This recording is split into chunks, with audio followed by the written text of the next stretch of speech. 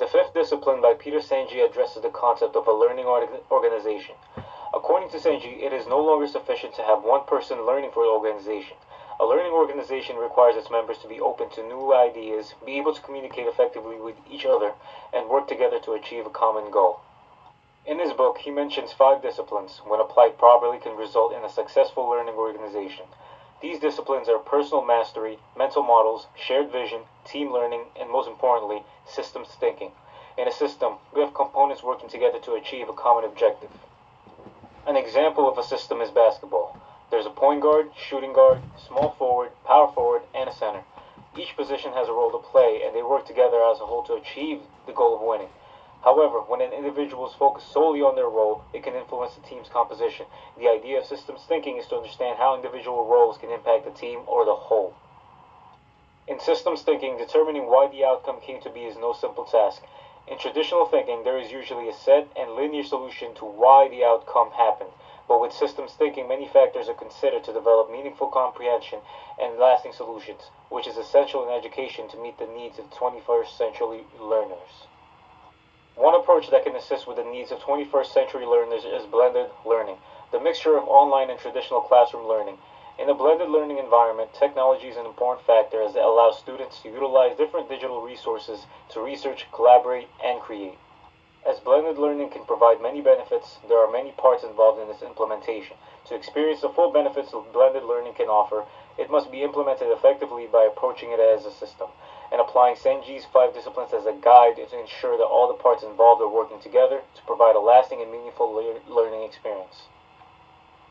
Although blended learning can have a positive impact on the learning process, the lack of organization and proper implementation can result in the opposite.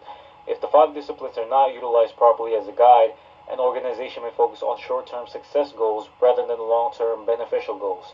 When integrating blended learning into schools, we should consider applying Senji's five disciplines to the book, Blended, by Horn and Staker.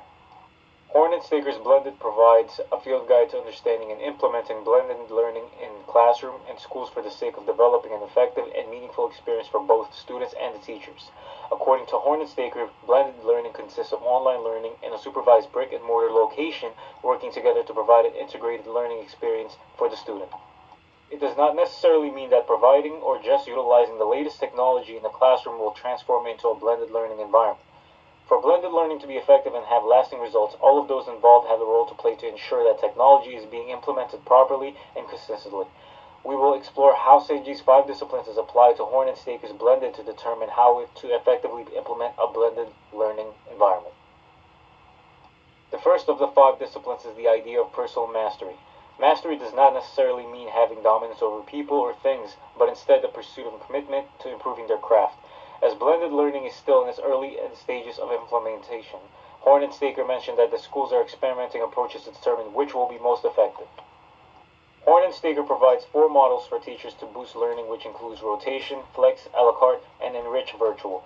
But they are not suggesting that schools should only refer to those four models, as they mentioned in many cases schools use multiple models and combine them in different ways to create a custom program meeting the needs of their school. In some cases, certain strategies will not work at first, but teachers and schools can work to improve it. To assist in the developmental process, the next discipline, mental models, must be factored in. Mental models are powerful in the sense that it can affect what we see due to generalizations or our internal understanding of how the world works. When we think of teachers in the traditional sense, we tend to visualize an individual projecting information to a group of students. Thus, the mental model of a teacher being the lecturer needs to be changed to a facilitator as a blended learning program is implemented.